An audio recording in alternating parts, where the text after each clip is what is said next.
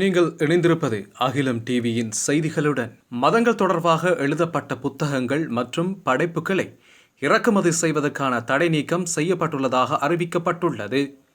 உயிர்த்த ஞாயிறு தாக்குதல்களை தொடர்ந்து நாட்டிற்குள் மதப்படைப்புகளை இறக்குமதி செய்வது தடை செய்யப்பட்டிருந்தது. இந்த தடை புத்த சாசன, சமய மற்றும் கலாச்சார அலுவல்கள் அமைச்சின் ஆலோசனை குழு எடுத்த முடிவின்படி நீக்கப்பட்டுள்ளது.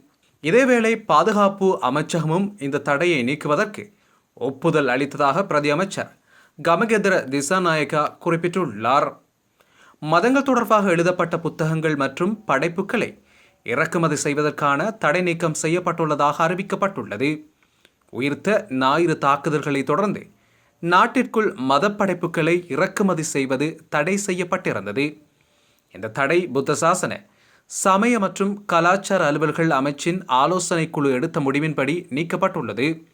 இதேவேளை பாதுகாப்பு அமைச்சகமும் இந்த தடையை நீக்குவதற்கு ஒப்புதல் வழங்கியதாக பிரதி அமைச்சர் கமகெதர திசாநாயக்கா குறிப்பிட்டுள்ளார். தொடர்ச்சியாக செய்திகளை அறிந்து கொள்ள அகிலம் டிவியுடன் இணைந்திருங்கள். அகிலம் டிவியின் யூடியூப் சேனலை சப்ஸ்கிரைப் செய்து கொள்ளுங்கள்.